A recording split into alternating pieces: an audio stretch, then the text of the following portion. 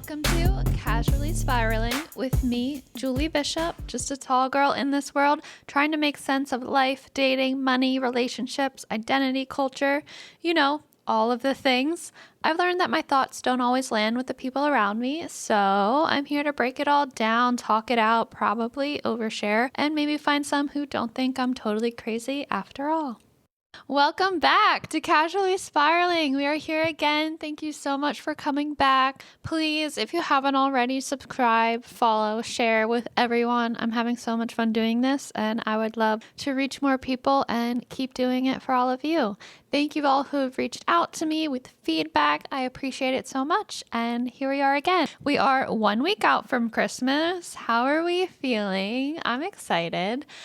So since next Thursday is Christmas and the next Thursday after that is New Year's Day, this is the last episode before the New Year's. There's going to be a 2-week break because each of those fall on Thursday.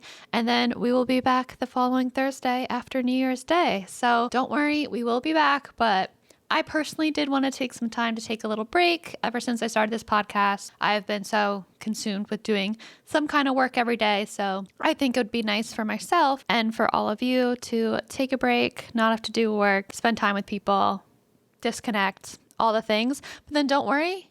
In 2 weeks, you better be back on your phone and back connecting on your phone and listening and subscribing and get back right to it. But for these 2 weeks, I give you permission to not be involved with Casually Spiraling. But then after that, please come back.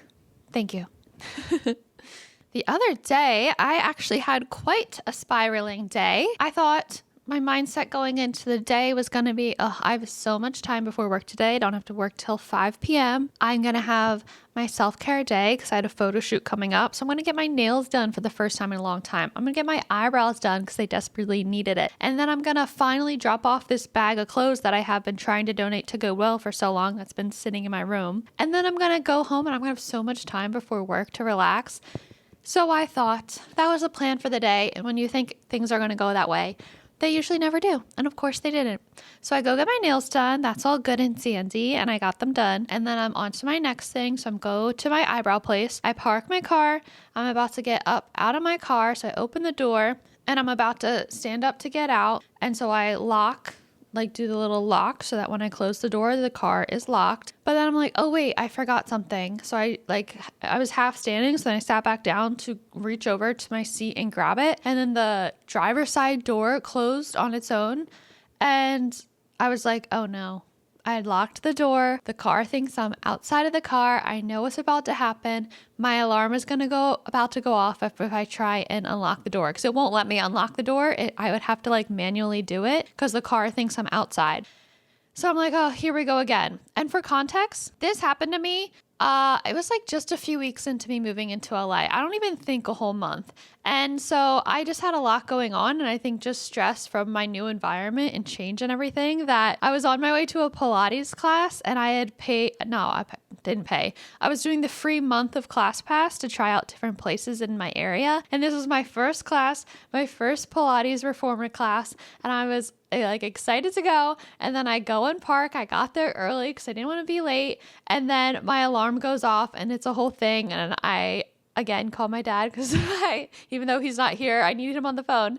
And I just started crying because I think all the stress came out then. And I was like, I'm going to have to pay for this stupid Pilates class that I got for free. And yeah, I did have to pay for it because I ended up missing it. But this time I was not in that place, but I was like, I know what's about to happen. So I called my dad again and I was like, Dad, my alarm's about to go off. I just know it. I'm sitting in my car. Anything I can do. I was trying to remember what I learned from the previous time because the previous time I had to call the AAA guy and he helped me because once it locks up the gear change from parking to drive to reverse, so you can't move that. So he showed me that if I take my key and put it in some slot next to that, then I can shift it, but he didn't know how to fix the alarm part of it. So he just helped me shift it to drive so that I could then drive it to a car place that then helped me reset the whole alarm thing. So I was like, okay, trying to remember what we did last time. So I know I pulled the fuse out last time. So I pulled the fuse out, and side note, I just got my nails done, and now my fresh nails are all up under the hood, my hands were covered in dirt and brown and black and whatever is under that hood. So yeah, I was also like, great, I just paid to get my nails done and now they are completely dirty. So I was like, hopefully this comes out. But so I locate the fuse box with my dad's help, shout out Jer, and pull the fuse out, and I'm like, okay, what did they do? I'm trying to think what they do. I feel like the people at the car place just took it out and put the fuse back in. So I tried that didn't work. I tried shifting the gear things. The alarm was still going off. So I'm like, great, I don't remember what they did. So let me go drive it to my car place. So thankfully I had my spare key with me so I could change into drive, while also my other key was in the engine so I could go. So I have to drive to my car place now, and they're like, oh, we're busy right now and we don't really work on alarms. Let me recommend that you go to this place called Santa Monica Car Sounds. I'm like, okay. So I have to drive 2 miles back the other way to Santa Monica Car Sounds. And I get there and it's some electronics store. Who would think that they would be 2 different Santa Monica Car Sounds in the same city, town, area, all in Santa Monica? There are 2 places that are called Santa Monica Car Sounds. Why would there be 2 different places called that? Apparently there are, though. One is called Santa Monica Car Sounds. That's the electronics store. And then the other place is called Santa Monica Car Sounds and Car Window Tinting or something like that. Well, that's the one I needed to go to. So then I had to drive back the other way that I had just came from to go to this place and get these guys to help me. And I don't know if any other girls experience this, but anytime you go to a car place, and the men just talk down to you and don't want to listen to you, they ask you what's going on, and I try to explain, and then they just cut me off and be like, I'll just go look at it. I'm like, every single time at every single car place, I feel like the men just don't want to give me the time of day or take anything I say seriously and just talk over me and talk down to me. So that always, anytime I'm in this situation, it also infuriates me and pisses me off at how I get spoken to. But anyway, that happened. And then all the guy did was just put the key in the lock on the outside of the door and twist it a few times. That's all. And it reset it and it fixed it. So now I know for next time. But now I was like, great, my whole day, I've now been driving around with this car alarm going off. And yeah, my whole relaxing day. And now my hands are covered in dirt. So I'm like, oh, do I go get my eyebrows done or no? I'm like, I pass it on the way there. My hands are horrendously dirty. And you have to hold your eyebrows for them, your hands on your face. So I walk in and, bathrooms, places don't allow you to use their bathroom around here unless you're buying something or consuming something. So I walk in and I'm like, I promise I'm getting my eyebrows threaded. Can I please go wash my hands? Because they were so bad. And they did, and I got my eyebrows done. But that bag of clothes to donate to Goodwill is still in my bedroom. It's still there. It's going to get donated, I promise. I just don't know why every time something comes up. And I didn't have time to relax before going to work. I got home, had to go straight to work, but that's okay. But it was just one of those unexpected days where you think it's going to be relaxing and then things just start spiraling out of control. So for today's topic, I wanted to talk a little bit about New Year's and the New Year, since we are coming up on New Year's and New Year's Eve. First off, what do you guys think about New Year's Eve and celebrating it? I've only celebrated it a very few times in the past 7 years, since college. I know I celebrated last year, but I feel like that was the first time in many, many years because I'm always usually working on New Year's Eve because I usually have to get my shifts covered for Christmas to be able to go home for Christmas. So then I compromise and work New Year's Eve and New Year's Day. But what do you guys think about it? Because I don't know. I feel like there's so much pressure and hype around New Year's Eve and celebrating it, but it's usually overrated because there is so much pressure on it that I feel like it never ends up living up to your expectations. And I feel like you have to plan so far in advance. There's long lines everywhere, huge fees and covers. Usually places are doing some deal you have to buy a ticket to, and it's so crazy expensive. You can't drive because people are drunk driving or you're drinking and you don't want to drive. You can't get an Uber because they're either crazy expensive or they're so busy, so it takes forever to get an Uber. And I feel like by the time you wait in a line to get in anywhere, by the time you're in there, it's already midnight or after, and then the night's going to be over soon and you're going home. So I don't know. What do you guys think about it? There's always this overhype. Sometimes it's fun, Or sometimes a house party or get together is the way to go. But if you're not celebrating New Year's Eve or you have to work like me, are busy, don't worry, because usually people act like they're having more fun than they are. And usually just another random night is sometimes better. But it can be fun too. Don't want to be a Debbie Downer over here about New Year's Eve, but I've just spent so many not celebrating. And I feel like on certain holidays like that, there's always this pressure to have the best night ever. And they don't always live up to that. And then what about resolutions? I've never really been a resolution gal myself. I never really liked them, so I never did them. I always felt like they were so pressurized and usually not sustainable. People make some unrealistic goal for the entire year, and then it just becomes this defeat and guilt and shame once you don't do it for the whole year. And I feel like they're kind of a trap. I feel like they're an unrealistic trap that always makes you feel worse than better in the long run. And it's like this cycle of you're excited because it's the new year and I have these new goals and I'm going to make these changes. But then you get burnt out because there are probably some crazy goal that you set that aren't sustainable for every single day of the year. So then you get burned out and then you get defeated because you gave up on it a little bit. And then you pretend that the resolution never happened and you'll try again next year. And it's just this cycle, I feel like, every single year, all the time. And people just make these huge, like, year-long rules and systems. Like, I'm going to completely reinvent myself starting on January 1st. January 1st is the day. And it's like, whoa, January 1st comes around. It's like, whoa, how do I do all that so fast within this first month of January? Like, whoa, calm down. We got time. And then if you miss one day of not being the perfect version of yourself you set out to be, then it's like, whoa, guilt. What I do, I'm a failure. I'll just start again next year and then put it off for months and months and months. But I don't think resolutions or this new year should feel like punishment. Anytime it feels like that, I'm like,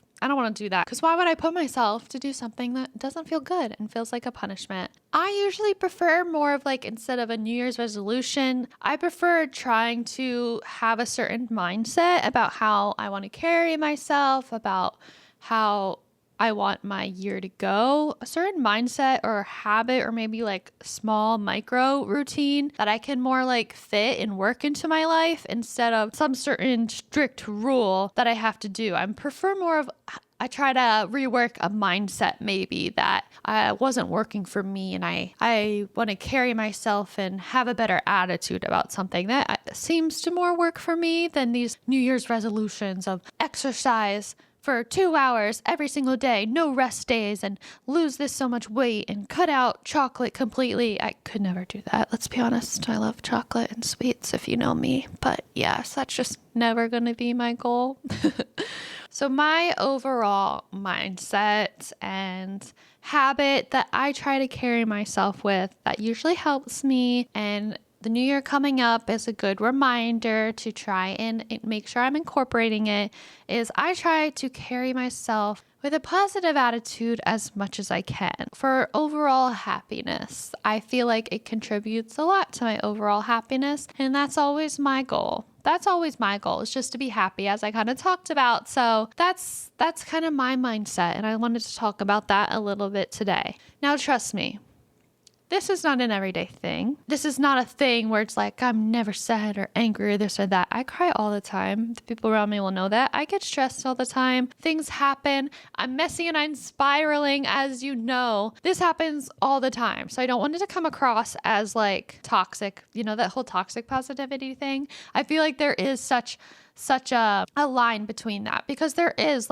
I feel like there's one way to have just this mindset as much as you can. And then there's this I can never complain or be mad or sad because I need to be positive all the time. And that's just not good either, because then things build up. So I think there's definitely a line here, and I'm more talking about it in the mindset and how I look at life and trying to live as much as I can more of a half glass full type of person. Because I just have noticed when I intentionally do that, my overall happiness is better and I feel better about how I carry myself. And let me be clear, this is something that is very intentional.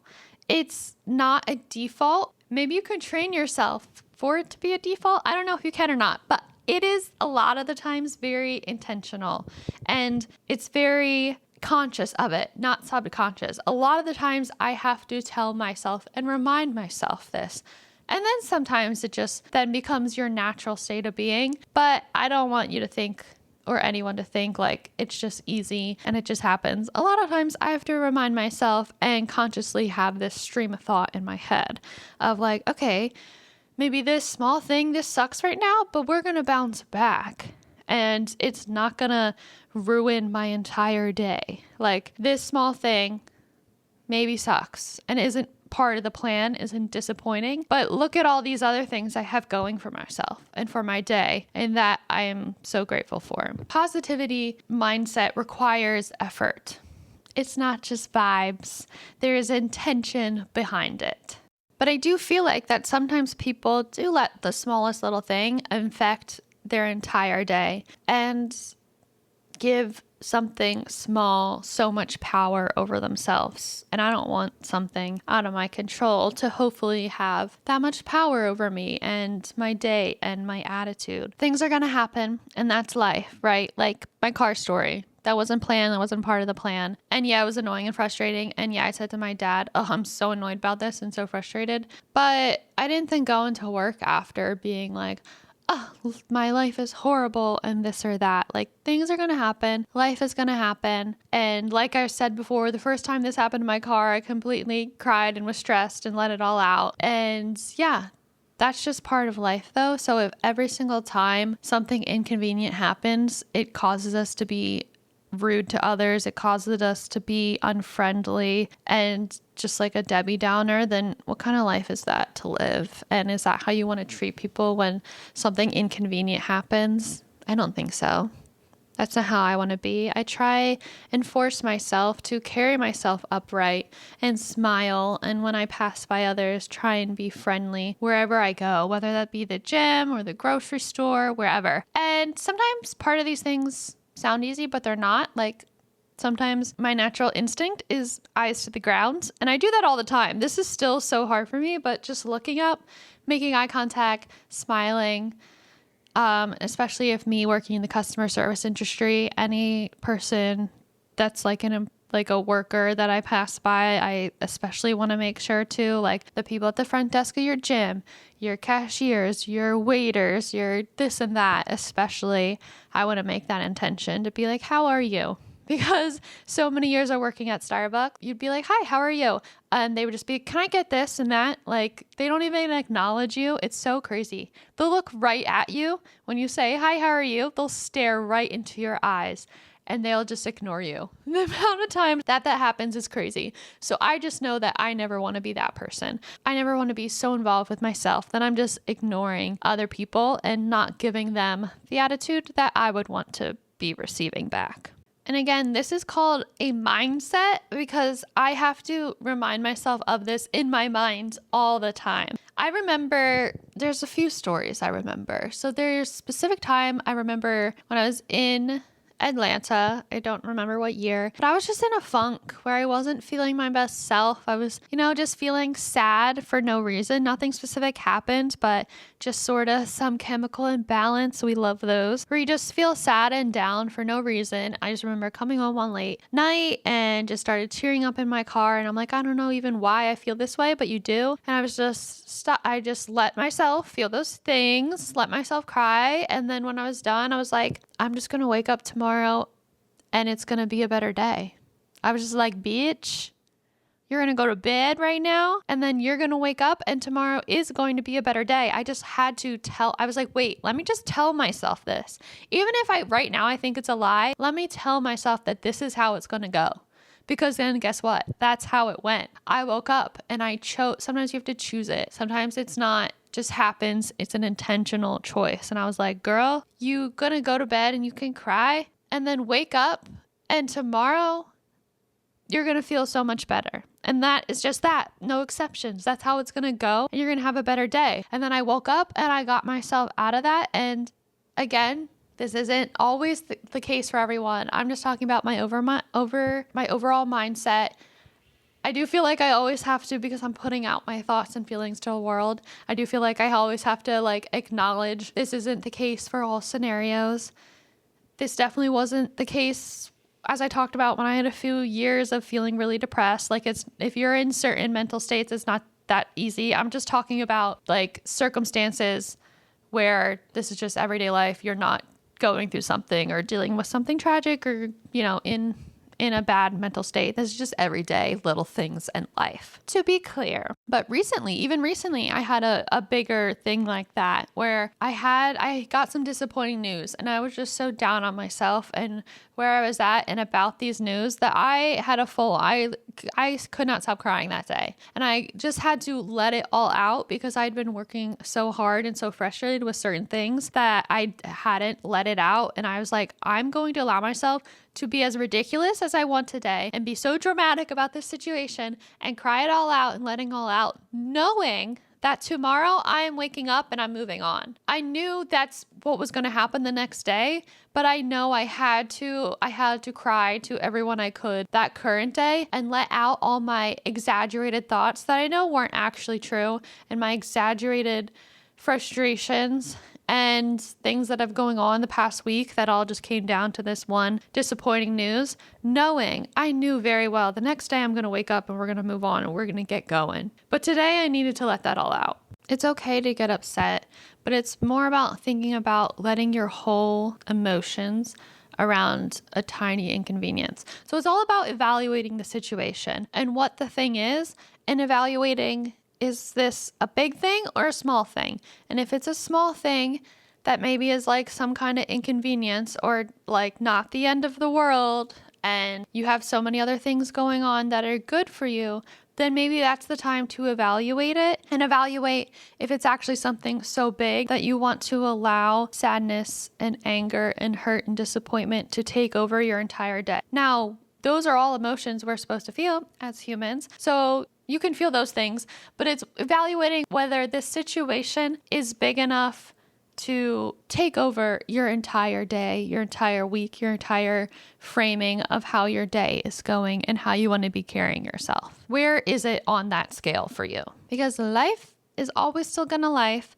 Things are gonna suck sometimes, but if you incorporate this mindset throughout your everyday, not just January 1st, but throughout your whole everyday, your whole year, your whole month, your whole, mindset, then I think you just start to, when these little things come up, recover a little quicker. Instead of spiraling for a whole week, maybe you just took that day and then moved on the next day. Or maybe it was just a 30-minute crying session in the car and then you got out of the car and you're like, wait, things aren't so bad, or I have this thing to look forward to, or just start making some progress. And maybe over the course of a week you start out being like, okay, I need to remind myself this every single morning, and then the next week it's like, wait, I remembered it 2 out of the days and I only needed to stop myself in a moment and remind myself 3 of the days, and then it just, becomes easier and easier and easier. And it is so important to have those people that you can vent and complain to about the stupidest things. And you have those certain people that you feel so comfortable doing that to, knowing that they know who you are as a person, so they know to not take it so seriously. But you can just let it all out, even if it's like the silliest thing that you want to complain about, and know that you have those people to let it all out to, so that when you're outside, I feel like outside in the world, then it didn't actually maybe affect you that much then, but then you can go home and be like, girl, listen to this. Shout out to Emily, my college roommate. I feel like this happens a lot with people you live with because you see them every day. It's like you just talk about every little thing that happened in your day. So I feel like to her, I can complain to her in a silly way about the smallest thing, but she knows that overall I'm not that much of a negative person because she knows how I normally carry myself. But because I feel like me and her and some other people in my life as well, you can just complain to about the silliest things or rant to or be like, oh, I feel like this certain thing coming up is going to go poorly. But they know how you normally are, so they know to not take it so seriously, but can allow you to just be that space to let it all out and joke about it or rant about it or go off as much as you want. I don't think positivity or having a positivity mindset removes your problems. And maybe that's where sometimes the toxic positivity whole thing maybe gets construed to.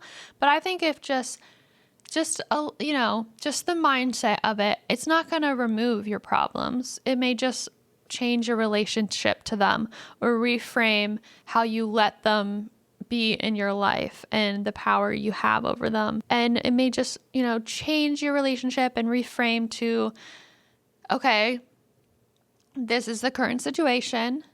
This is where I'm at, but I believe that everything is going to work out and going to be okay. So how can I take this right now and move forward and get to that state?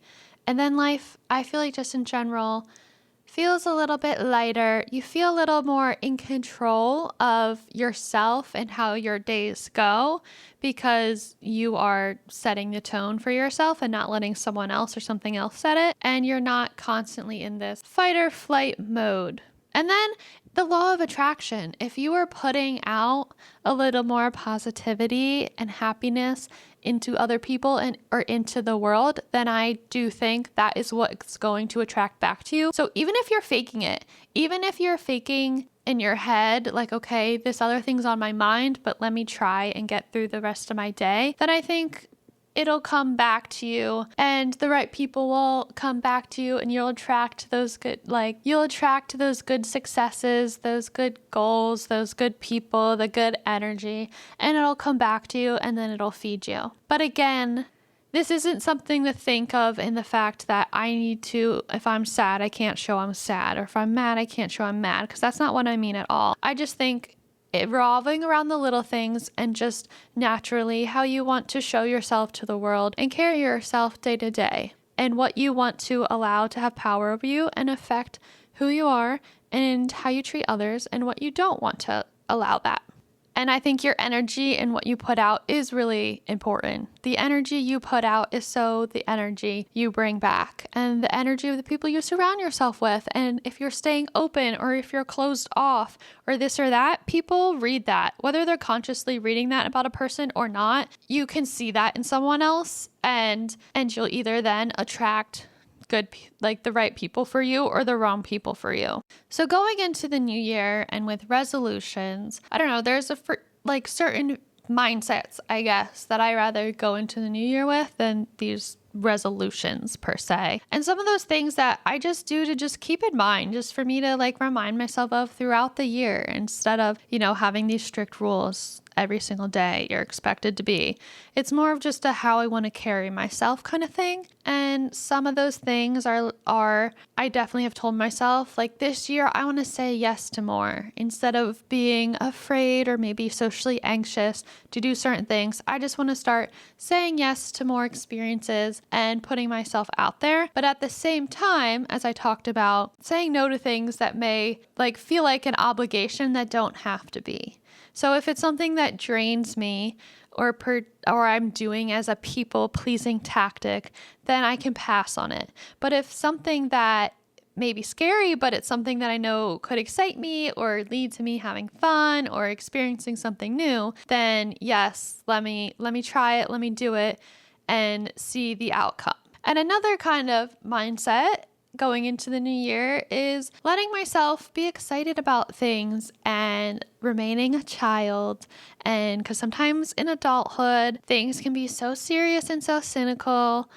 And sometimes it's just a good reminder to be excited about the little things and celebrate the little things, because that's important, I think, to my sanity and being delulu in my confidence where is needed, because I do think being delulu is a fun and important thing. If you walk around with a thought in your head, oh, everyone's looking at me right now because I'm so hot, even though no one's paying attention to you whatsoever, it just being that delusional, it then just invokes confidence in you. If you make yourself believe something true, even though you know it's not true, but if you just tell yourself that in your head, it could revolve around anything. It doesn't have to be that, but I feel like it just then evokes confidence. So that's something that I have to, if I'm going through a period where I'm not feeling so confident, because it is such an up and down thing, then I just need to fake it till I make it. Tell myself, oh, in my head, how I'm walking around and how am I carrying myself is,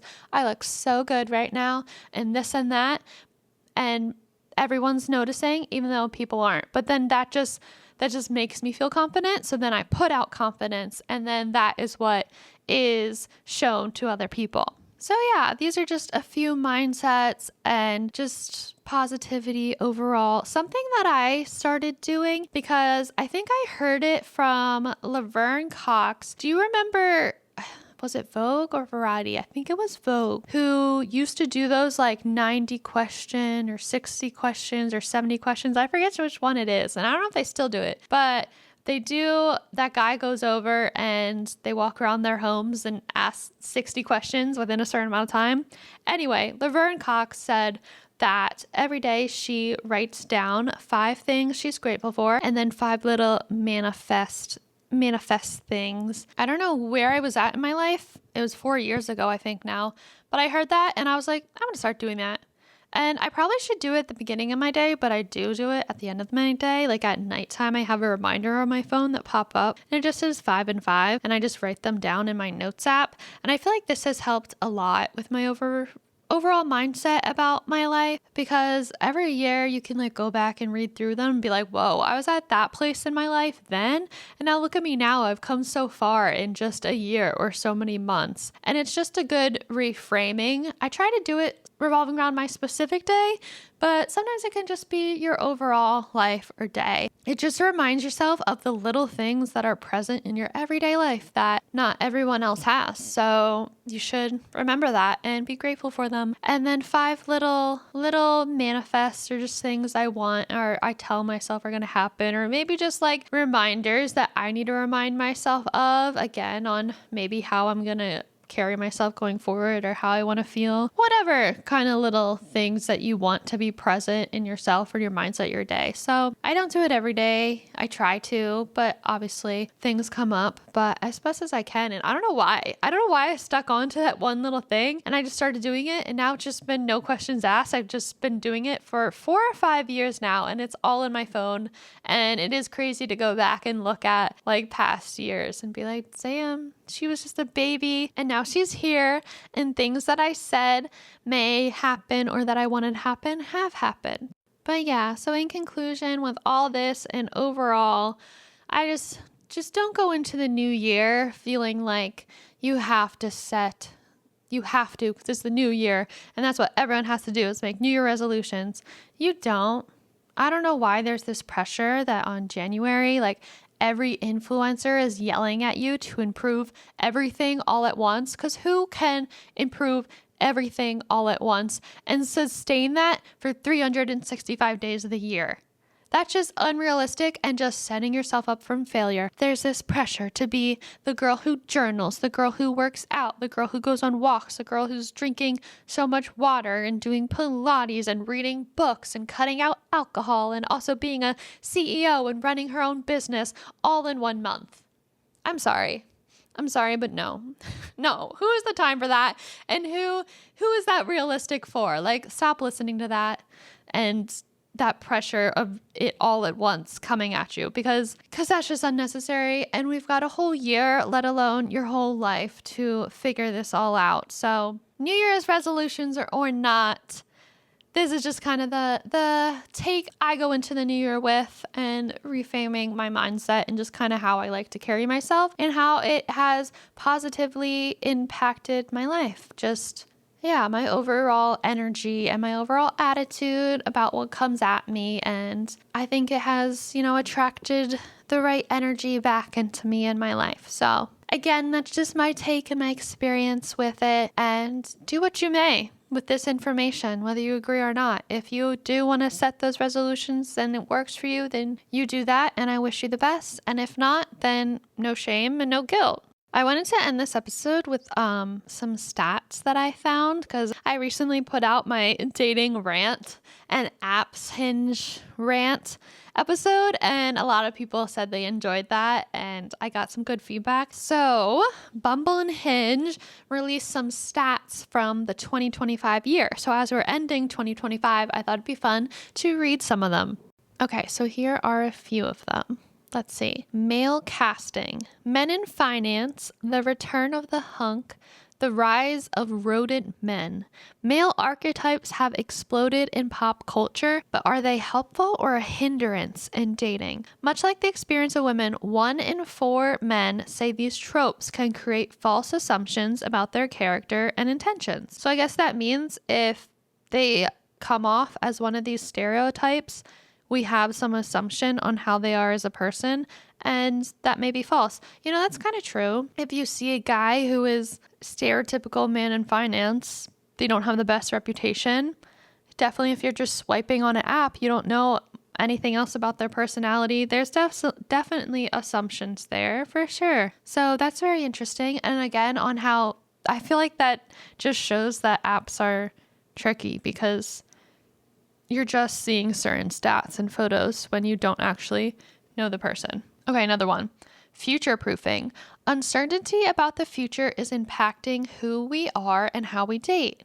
For a majority of women, this means placing more value on stability, a partner who's emotionally consistent, reliable, and has clear goals. Well, yeah, I definitely look for someone who's emotionally consistent, reliable, and has clear goals. That'd be great.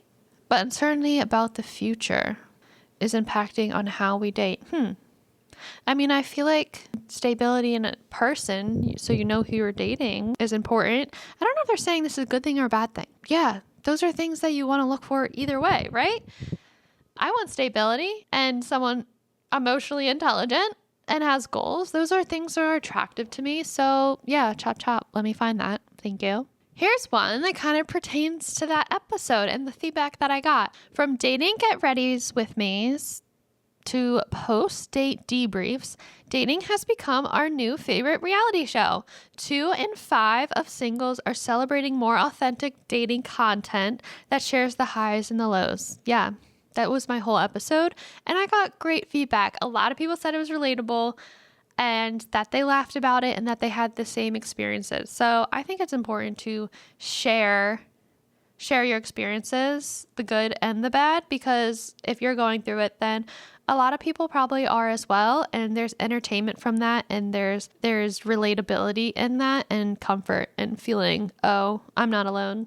And we are going through all those horrible things together. And let's try and stop it and make awareness. So those were a few Bumble stats, and then there's some Hinge stats too. And this Hinge article is basically talking about how there's a lack of communication and how most people want to close that gap in 2026, which, yeah, please, ideally.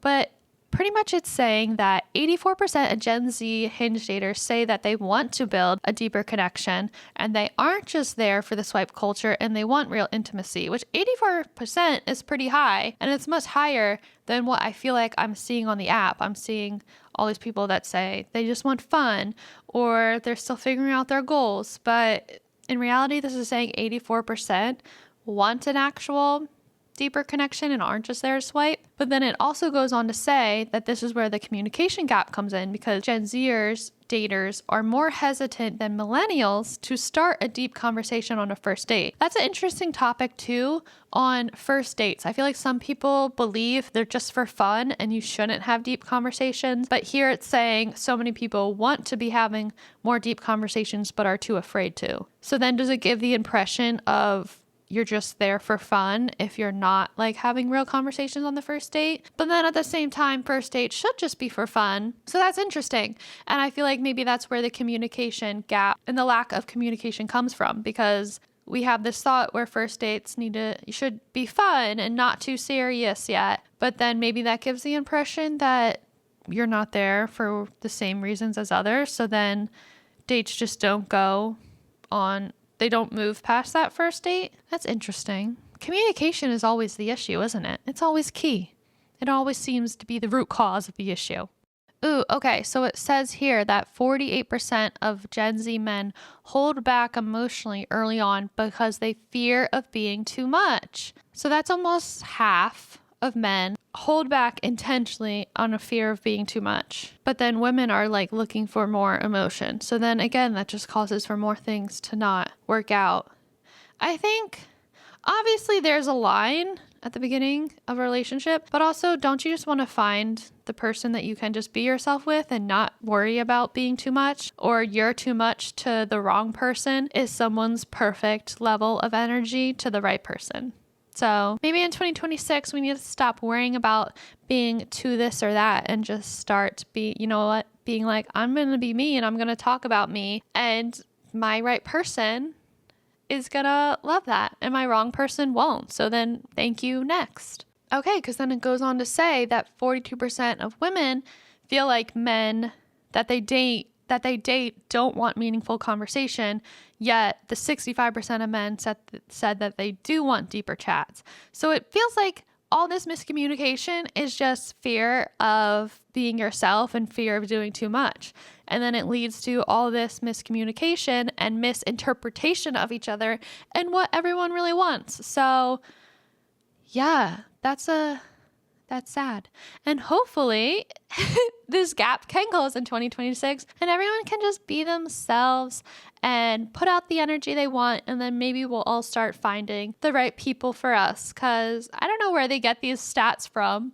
I don't know what research they're doing, but this is all just based off of their article. And it pretty much saying that more men want more emotional connections and women are thinking men don't, but they're not putting themselves out there in their way because they're fear of being too much. So this is all just a tale of bad communication amongst everyone, and we kind of need to get our shit together, don't we? Let's all get our shit together in 2026 and just see what happens, just for fun, maybe just shits and giggles, and see the results. So yeah, those are just some fun articles I read about wrapping up the year of 2025. I hope you found them interesting and enjoying, and just thought it'd be a fun way to end out this year, this episode for the year. I'm so excited to do so much more with this podcast in 2026. We are just getting started. 2026, I already have guest episodes lined up. I have more fun ideas, and yeah, I hope you really I hope you stay along and keep listening and are enjoying it. And if not, provide me feedback. And if you are, provide me feedback. And I hope you share this with people who think enjoy it. And I'm really excited to keep going with it. And I'm really excited for the new year. And I'm excited for the holidays. And I hope you all have the best time and get off your phones and spend time with family these next 2 weeks. And then pick your phone back up and subscribe to Casually Spiraling in the new year. Bye.